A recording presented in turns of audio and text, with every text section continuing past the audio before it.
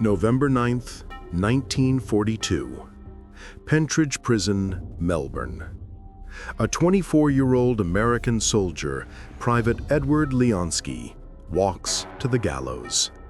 He is not a prisoner of war. He is a convicted killer. In the dark, wartime brownouts of May, a monster haunted the city. He stalked the streets with a friendly smile and an American accent. His victims: Ivy McLeod, Pauline Thompson, Gladys Hawking, all found strangled, all last seen with a U.S. soldier. The press called him the Brownout Strangler. His own army called him guilty. How did a gentle giant sent to protect Australia become its most feared predator? And what drove him to kill? The answers are not in the battle reports, but in the court-martial files. To find the truth, we must go back to when the friendly invasion began. 1942. The world is at war. From the frozen steppes of Russia to the deserts of North Africa, civilization is tearing itself apart. In the Pacific, the Empire of Japan moves like a shadow across the sea. Singapore has fallen, the Philippines are lost, and in February, the war finally reached the shores of Australia. Bombs rain down on the city of Darwin. An invasion seems not just possible, but inevitable. The nation is isolated, its best troops fighting for Britain thousands of miles away. Australia is looking for a savior. And that savior arrives in an American uniform. General Douglas MacArthur, having escaped the Philippines, establishes his new headquarters in Melbourne. With him comes the first wave of what would be tens of thousands of American GIs. They called it the friendly invasion. To the terrified citizens of Melbourne, these charismatic, well-fed American boys were heroes. They had confidence, they had money, they had things that hadn't been seen in years: nylon stockings, chocolate, and chewing gum. The city, once dark with fear, became electric. But with that relief came a new kind of tension. The local Australian men, on their meager pay, couldn't compete. A popular phrase was born, one that was part joke, part resentment. The Yanks were overpaid, oversexed, and over here. Among this sea of olive-drab uniforms was Private Edward Joseph Leonski. 24 years old, from a working-class family in Texas. He was assigned to the 52nd Signal Battalion, stationed at Camp Pell, right on the edge of the city. And if you had asked any of his fellow soldiers about Eddie, they would have smiled. They'd describe him as a gentle giant. He was a big, strapping man, but was known for being quiet, almost shy.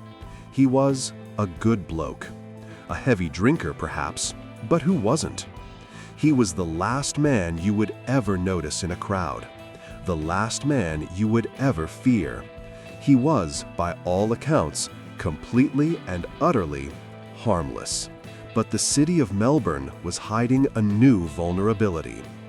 To protect itself from Japanese bombers, the entire city was under a mandatory brownout. Street lights were dimmed to a pinprick. Windows were blacked out. The streets were shrouded in a thick, oppressive darkness. It was a darkness meant to keep the enemy out, but it would prove to be the perfect hunting ground for an enemy within. May 1942. The nights in Melbourne are long and cold. The brownout, once a symbol of shared defense, has become a suffocating blanket, a stage for a new kind of terror. On the 3rd of May, Ivy McLeod, a 40-year-old woman, is walking home through a dark lane in South Melbourne. She has just left a friend's house. She never makes it to her door. The next morning, a milkman discovers her body in a doorway. She is disheveled, her face pale in the dawn light. The official cause of death, strangulation. The city shudders. It's a brutal, shocking crime. The police are baffled. There are no witnesses, no motives. In a city at war, it is written off as a tragic but isolated incident. But it is not isolated. Less than a week later, on May 9th, 31-year-old Pauline Thompson is on her way home. She's been to the cinema. Like Ivy, she is walking alone through the darkened streets. She is found sprawled on a street corner, her life choked out of her. The city's dread turns cold. This is not a coincidence. It is a pattern. She has the same brutal signature as the first victim. She was strangled. One murder is a tragedy. Two is a manhunt. A citywide curfew is imposed on women. The press, sensing a new kind of monster, gives him a name, the Brownout Strangler. And he isn't finished. May 18th. The panic is at a fever pitch. 40-year-old Gladys Hocking is at a local dance hall. The hall is full of life, a bright, loud pocket of defiance against the dark world outside. It's also full of American soldiers. Gladys is seen leaving, happy, laughing, on the arm of a handsome, friendly American GI. She tells her friends he's going to walk her to her tram stop. The next morning, Gladys Hocking is found dead in a doorway, just a few hundred yards from Camp Pell, the U.S. Army barracks. She, too, had been strangled. 3 women, 3 weeks, all strangled.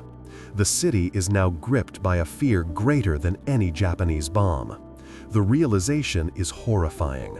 The man responsible for the Brownout murders isn't a local vagrant. He isn't a spy. He's an American. The men sent to save them were now the #1 suspects. The friendly invasion has turned into a nightmare. The saviors are now indistinguishable from the shadows.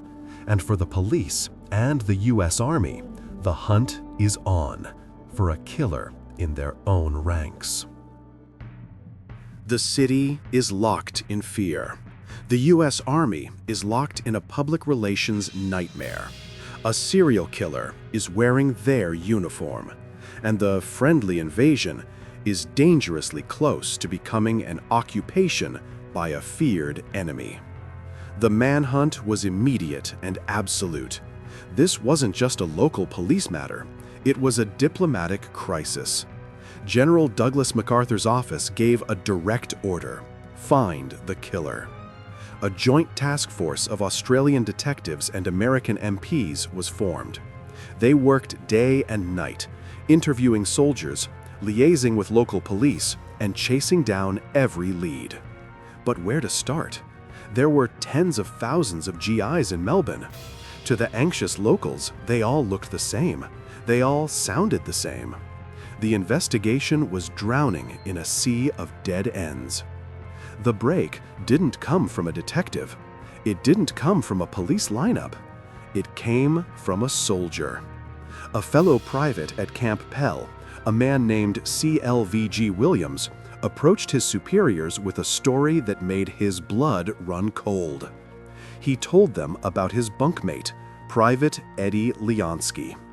On the night of the last murder, the night Gladys Hocking was killed, Williams reported that Leonski had returned to the barracks very late. He was agitated, out of breath, and his uniform was covered from the waist down in thick black mud.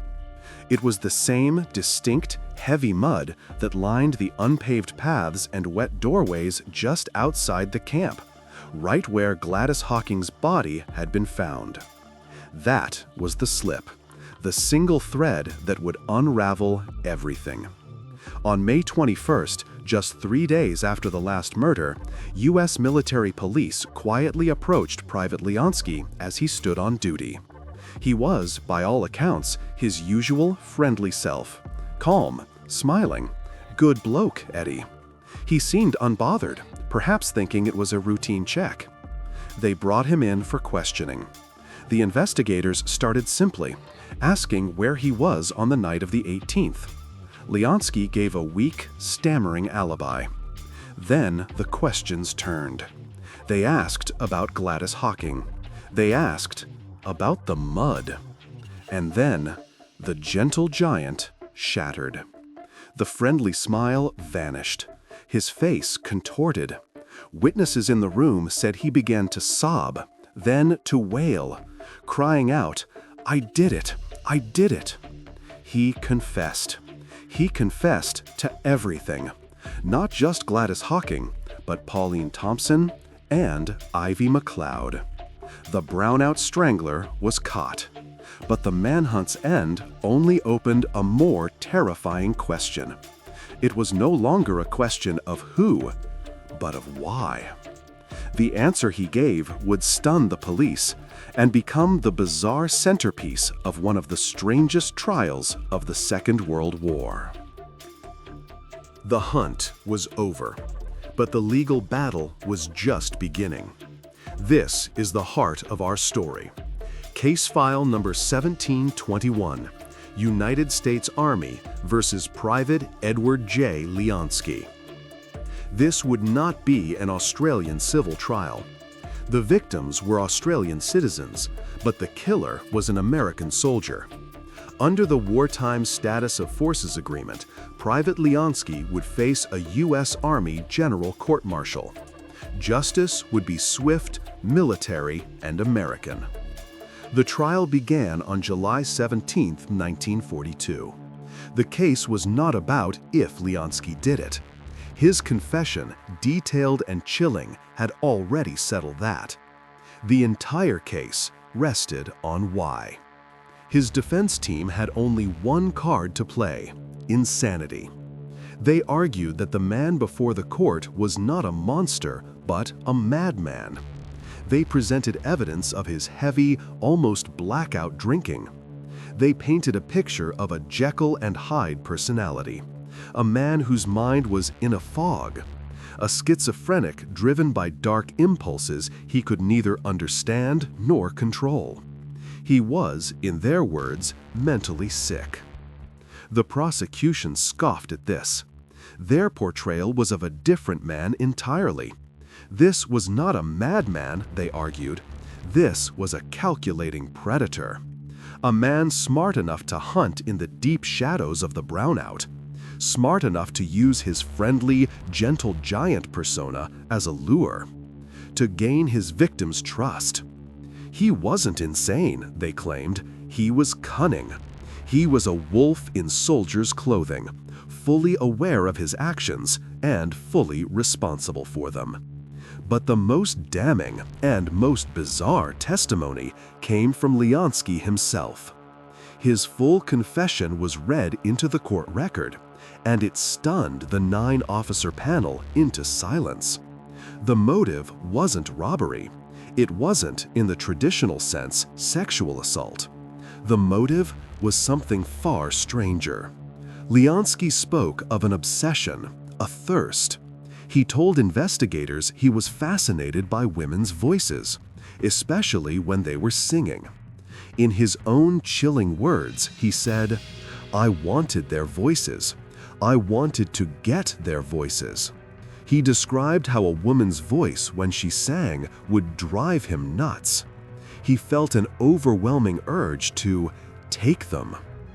He confessed that when he choked them, he felt he was capturing their voice in that final terrible moment. He killed Ivy McLeod to get her voice.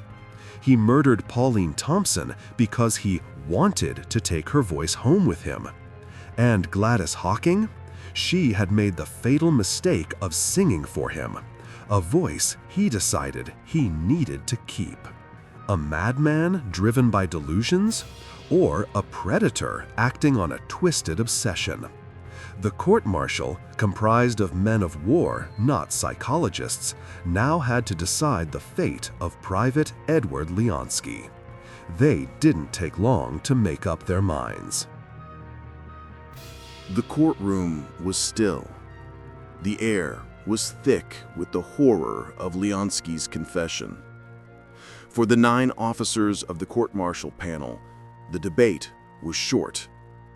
They had heard the chilling, bizarre testimony.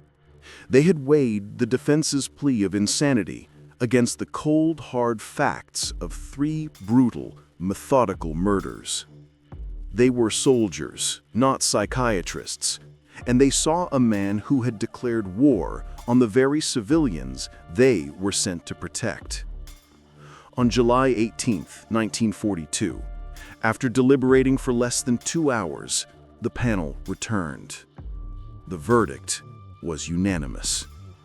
Private Edward J. Leonski was found guilty.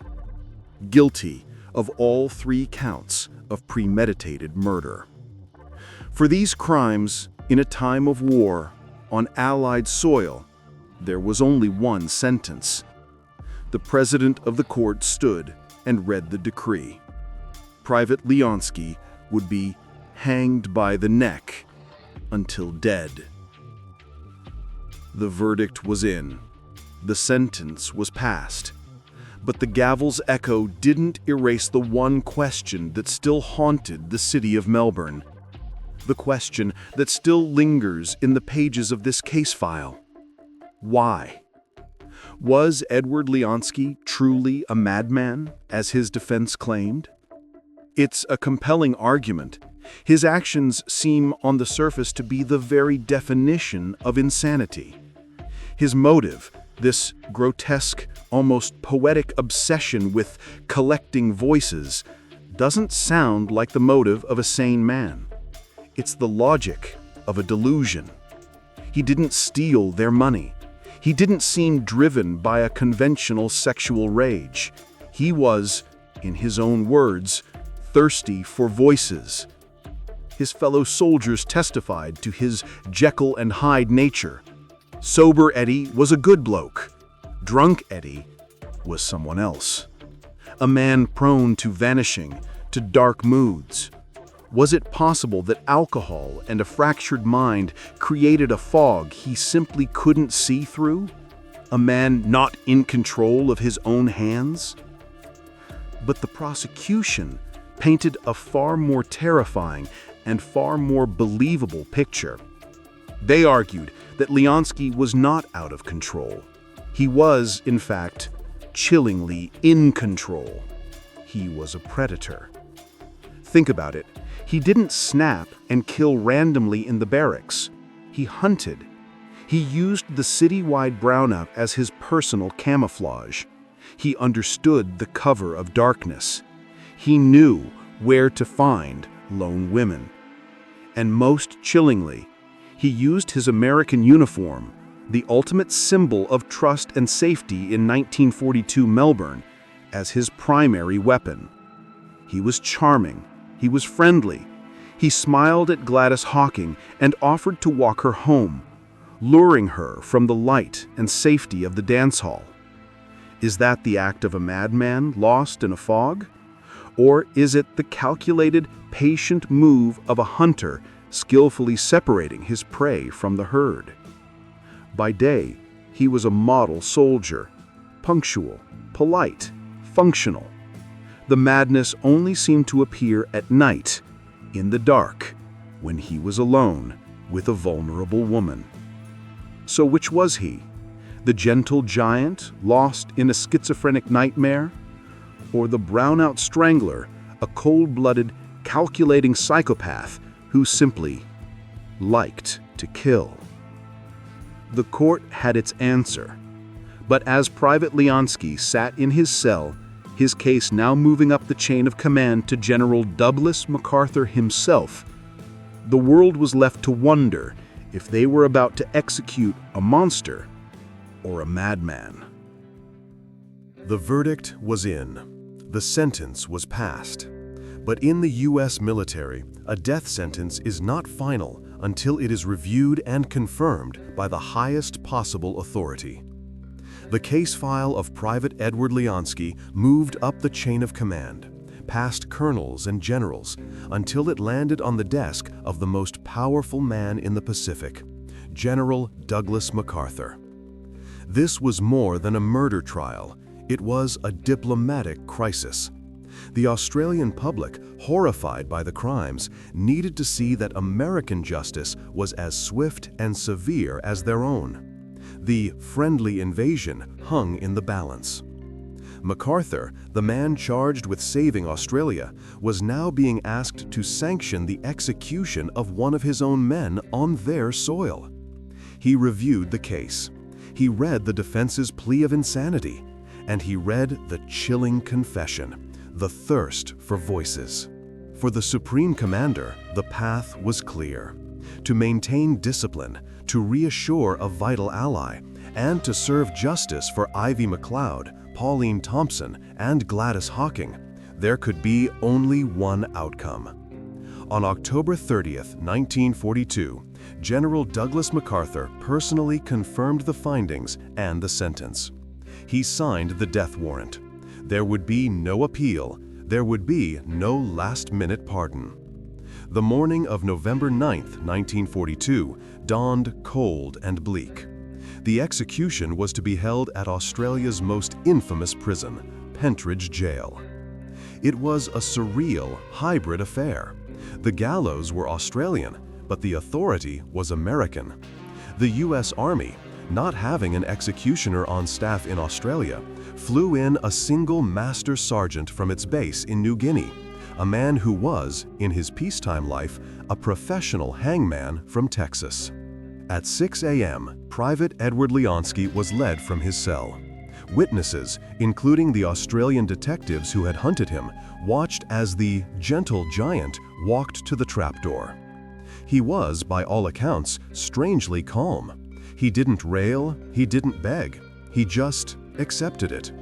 As he was being prepared, he was reportedly humming a popular tune, "It's a Lonesome Old Town." At 6:03 a.m., the trapdoor was sprung. The Brownout Strangler was dead. Edward Leonski was the first U.S. soldier to be executed by the American military in Australia, and the only one during the entirety of World War II. He was buried in an unmarked grave, his location kept secret, a final, shameful footnote to his life. For the city of Melbourne, the immediate terror was over, but the friendly invasion would never feel quite so friendly again. The case left a dark stain on the alliance, a complex and bitter memory of a time when the saviors and the monsters wore the same uniform. It was a brutal reminder that even in the midst of the greatest conflict in human history, there are other, darker wars being fought in the shadows. A story not of a battle between nations, but a war within the war. A story of a soldier who became a predator, and the military justice that held him to account. A story found only in the court-martial files.